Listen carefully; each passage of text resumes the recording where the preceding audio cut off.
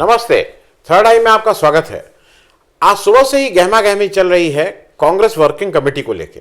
हुआ ये कि 23 कांग्रेस के वरिष्ठ जो नेता हैं उसमें 5 एक्स चीफ मिनिस्टर हैं, और जैसे गुलाम नबी आज़ाद, यहाँ हरियाणा के हुड्डा साहब, शशि थरूर, राज बब्बर, मुकुल वासनिक बहुत पुराने इनके लीडर हैं, पृथ्वीराज चौहान, मनीष तिवारी, जितिन प्रसाद। हालांकि जितिन प्रसाद इतने कोई भारी भरकम नेता नहीं है, वो CWC में भी परमानेंट या स्पेशल इन्वाइटी हैं, लेकिन आजकल वो भी परशुराम जी की बात करने लगे हैं। वो भी अपने को ब्राह्मण नेता के रूप में स्थापित करना चाह रहे हैं।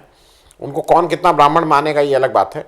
रेणुका चौधरी, मिलिंद देवड़ा, इन सब ने मिलकर 23 लोगों ने मिलकर एक पत्र लिखा, और अगर मैं उस पत्र की व्याख्या करूं तो उस पत्र में ऐसा कुछ नहीं था। उस पत्र ने कहा कि भाई ये जो एक अजीब सी उहापोह की स्थिति है कि कौन प्रेसिडेंट है।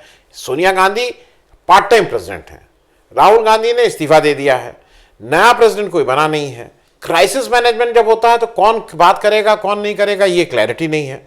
तो मेरे ख्याल में इन सारे लोगों ने जो सुझाव दिया कि भाई एक तो प्रेसिडेंट परमानेंट हो जाए और जरा कांग्रेस का ओवरहॉलिंग हो जाए, तो ये तो कहीं से कुछ ऐसा नहीं था। और अगर आप पूरे उस स्टेटमेंट को पढ़ लीजिए तो उसमें कहीं से भी ऐसा नहीं लगता है कि वो कोई anti Rahul, anti Sonia, anti Priyanka हो। जिस तरह से एक वर्ग विशेष ने, क्योंकि देखिए ये सब दरबारी पॉलिटिक्स है, दरबार है, उस दरबार के ये सब लोग दरबारी पॉलिटिक्स है।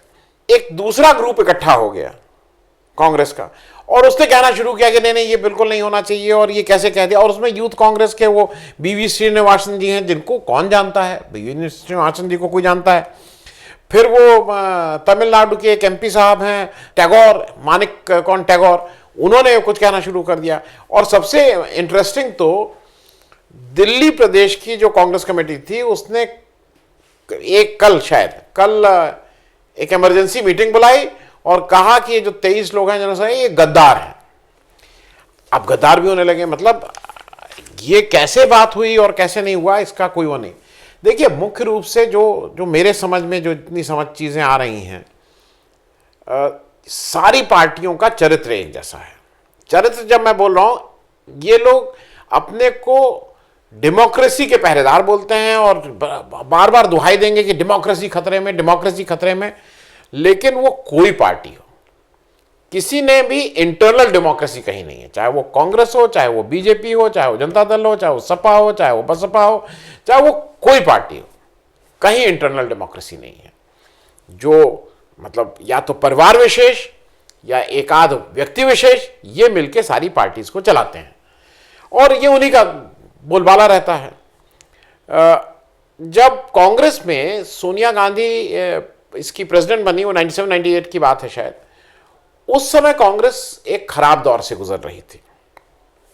ऐसा कहा जा रहा था कि बिखराव है और ये होने जा रहा है, कांग्रेस टूट रही थी, और लग भी रहा था।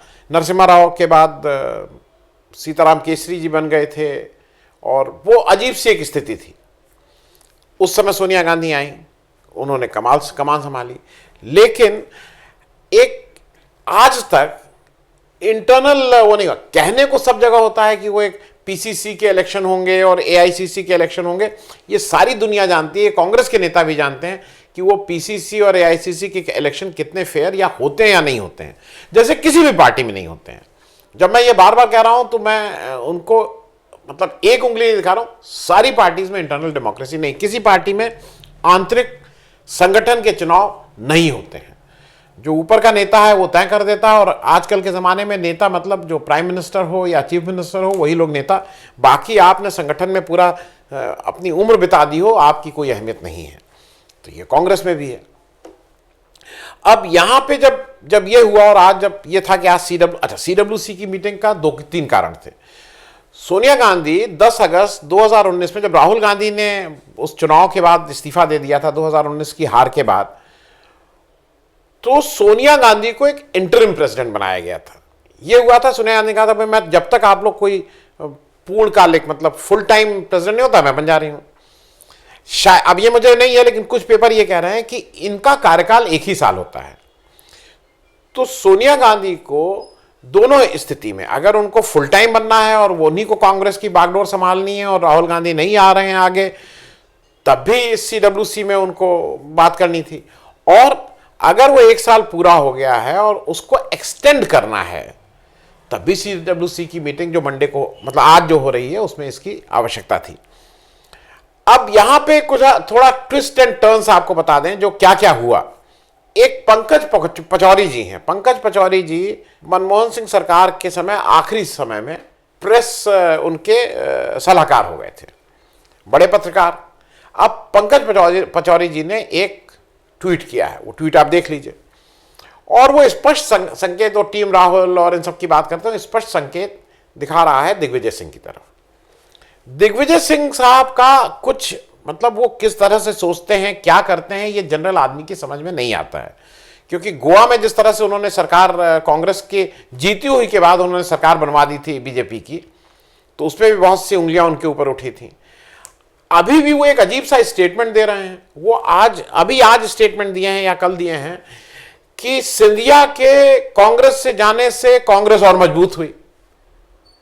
देखिए, ये सब कोई बच्चों का खेल नहीं है। आपके व्यक्तिगत जो भी आपके किसी से आरोप प्रत्यारोप हो, लेकिन क्या सिंधिया के जाने से कांग्रेस मजबूत हुई है? ये सब बातें कहने का कोई मतलब नहीं है। सिंधिया हो सकता है अकेले गए हों, 4 उनके साथ और लोग चले गए हों, लेकिन 4 लोग जरूर ऐसे कांग्रेस में हैं जो सिंधिया को आज भी ठीक मानते हैं, उनके सिंपैथाइजर हैं। मध्य प्रदेश की राजनीति में ना हो, देश में उनको एक सिंधिया की साफ सुथरी छवि है। आपको कहने से क्या मिल रहा है? और क्या सही में क्या किसी के जाने से कोई पार्टी मजबूत होती है? कहाँ की बातें कर रहे हैं आप? अपना एजेंडा ठीक करने के लिए सब कर रहे हैं। तो पंकज पचौरी के अनुसार नेपथ्य में रह के ये सब जो एक और फैक्शन उन्होंने खड़ा कर दिया, ये पंकज पचौरी का है कि वो एक बिना बात के एक चीजें शुरू हो गई और वो इसके सूत्रधार हैं एक तरह से। ऐसा कहा जा रहा है कि प्रियंका गांधी और अहमद पटेल ने जो पेपर, मैं खबरों की बात कर रहा हूं, उन्होंने क्रिटिसाइज किया डिसेंटर्स को। अगर आप अपनी पार्टी में भी डिसेंट नहीं रखेंगे तो आप बार बार किस मुंह से कांग्रेस कहती है कि देश में भी डिसेंट होना चाहिए? डिसेंट मतलब विरोध की आवाज है। आज बीजेपी या नरेंद्र मोदी की कुछ नीतियों के अगेंस्ट प्रेस जब पूछता है, कांग्रेस जब पूछती है, तो इसी हक से पूछती है ना भाई, डिसेंट भी होना चाहिए, एक विरोध की आवाज भी होनी चाहिए। आप अपनी पार्टी में आपको बड़ा बुरा लग रहा है तो, और कोई पार्टी विरोधी बात तो मुझे कहीं पे भी नहीं लगी है। उस किसी भी लेटर में नहीं कहा गया कि राहुल गांधी इसके लिए सक्षम नहीं है। अब राहुल गांधी, प्रियंका गांधी, सोनिया गांधी, अगर आप लोग आपस में तय ना कर पाए कि कौन प्रेसिडेंट हो, तो इसमें वो 23 नेता क्या करें? तो मेरे हिसाब से ये जो क्रिटिसाइज आप कर रहे हैं अपने ही सीनियर नेताओं को, पूरी जिंदगी खपा दी, 45 साल से लोग आपकी कांग्रेस में हैं, उनके बारे में आप इस तरह के लूज कमेंट्स कर रहे हैं, तो मेरे हिसाब से ये बहुत उचित नहीं है। दूसरा, एक जो आज दिन में एक काफी उस पर चर्चा चली, ऐसा कहा गया कि कांग्रेस में शायद राहुल गांधी जी ने कह दिया है कि ये जो 23 नेता हैं यार कोलाउडिंग विथ बीजेपी, मतलब बीजेपी के साथ इन लोग ने करके। और ये भी आया उनके हवाले से खबर कि राहुल गांधी जी बहुत गुस्सा हैं और बहुत ही मतलब उनको दुख है कि जब सोनिया गांधी जी की तबीयत खराब थी और जब कांग्रेस ऐसे क्राइसिस में वो हो रही थी, तब इन लोगों ने ये लेटर देके इशू उठाया। तो राहुल गांधी जी कब उठाएं? बिहार का इलेक्शन होता है, आप कहीं बाहर चले जाते हैं, आप उपलब्ध हैं, आप उपलब्ध ही नहीं रहते हैं। आप हिंदुस्तान की विरोध की राजनीति को केवल ट्विटर और प्रेस कॉन्फ्रेंस करके और राफाल को और इन सब पे, इससे नहीं होगा। आप कितनी बार फील्ड में उतरे हैं, आप कितनी जगह, ये सब चीजें ठीक है, आपको ईमानदारी से कहना होगा कि मैं अब प्रेसिडेंट हूं और इसकी जिम्मेदारी। आज पूरा प्रेस क्या कह रहा है, आज दिन भर की डिबेट देख लीजिए, सबका यह मानना है कि राहुल गांधी जी अधिकार तो चाहते हैं, जिम्मेदारी नहीं लेना चाहते हैं। तो अगर आप प्रेसिडेंट हैं या होना चाहते हैं या थे, तो आपको जिम्मेदारी लेनी होगी। तो आपको इससे भी बाहर निकलना होगा कि आप चाहते क्या हैं, क्योंकि इससे कांग्रेस का नुकसान हो रहा है, बहुत सी जगह हो रहा है। यूपी में आपने इतने सीनियर कांग्रेस के लोगों को जो पूरे जीवन भर कांग्रेसी थे और वो सब 60-70 साल के ऊपर की एज के थे, वो जाते कहां? आपने मतलब वो कांग्रेस से वो निकाल दिए गए, उनको सस्पेंड कर दिया गया। तो बातचीत का जो मतलब बेसिकली मोनोलॉग की जगह डायलॉग हो जाना चाहिए, वो अभी तो मिसिंग है।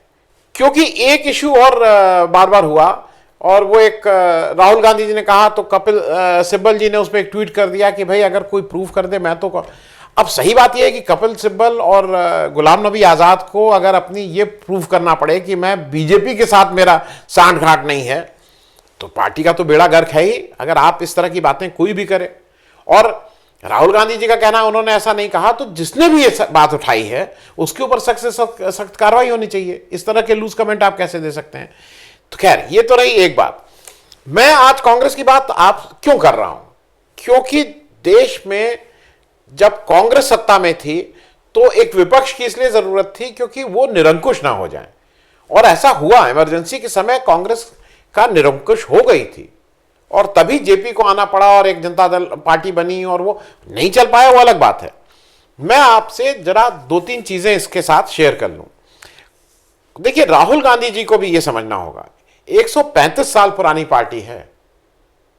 आज इसको अपने कुछ क्रेडेंशियल्स नहीं देने। सर आपकी याद के लिए बता दूं, 1885 में जब पार्टी बनी तो उसके पहले प्रेसिडेंट हुए WC बैनर्जी। क्या थे? हिंदू ब्राह्मण। उसके दूसरे 1886 में जो दूसरे प्रेसिडेंट बने वो दादा भाई नौरोजी, पारसी। 1887 में तीसरे जो उसके प्रेसिडेंट बने बदरुद्दीन तायब जी, मुस्लिम। और 1888 में जो उसके चौथे प्रेसिडेंट बने जॉर्ज यूल, क्रिश्चियन। इस पार्टी को आज की तारीख में किसी सर्टिफिकेट की जरूरत नहीं है क्योंकि 135 साल की विरासत मिली है। मैं कांग्रेस के रूल के, कांग्रेस का ये जो पॉलिटिकल है उसके बिल्कुल अगेंस्ट हो सकता हूं, लेकिन कांग्रेस की जो विरासत है, कांग्रेस का जो रोल है आजादी को दिलाने में, वो आज की तारीख में कोई कुछ कहता रहे, उसका वो रोल है। तो आप राहुल गांधी, सोनिया गांधी और प्रियंका गांधी को समझना होगा कि आप किस विरासत को आप जी रहे हैं। आपके अपने परिवार की विरासत है, उन्होंने बहुत कुर्बानी दी, इसमें भी कोई दो राय नहीं है। और मैं जल्दी से अपने दर्शकों को एक डेटा आपको और इंटरेस्टिंग बताऊं। वो डेटा इसलिए जरूरी है कि कभी कभी लगता है ना, आज उमा भारती जी का आया है कि अब ये कांग्रेस समाप्त हो गई। समाप्त कांग्रेस का मैं कुछ डेटा आपके साथ शेयर कर लूं। और कांग्रेस और बीजेपी दो ही पार्टीज के डेटा शेयर कर रहा हूं। 1981 की बात इसलिए नहीं कर रहे हैं, इंदिरा गांधी की वापसी हुई थी, करीब 43% वोट पाके 374 सीट जीती थी वहां। मैं 8वीं लोकसभा से बात कर रहा हूं और उसके बाद 10 लोकसभा, ये 17वीं है। 1984 में कांग्रेस के वोट आए थे 48.12% और कितनी सीटें आई थी? 414 सीटें। जो अभी लग रहा है ना कि अरे विशाल बहुमत, ऐसा बहुमत, ब्रूट मेजॉरिटी, 414 सीटें। लेकिन क्या कभी किसी ने सुना था कि 414 सीटों के बाद इस तरह का व्यवहार हो रहा हो ऑपोजिशन पार्टी के साथ जो अभी हो रहा है, या प्रेस के साथ, या किसी के साथ भी? और बीजेपी की कितने परसेंट वोट थे? 7.74% और 2 सीट। 9वीं लोकसभा में कांग्रेस का वोट कितना हुआ? 39.53%। बीजेपी का वोट कितना हुआ? 11.36%। कांग्रेस का 39.53 के साथ 197 सीट्स आई थी, जो बोफोर्स के उन सब के बाद सीट थी।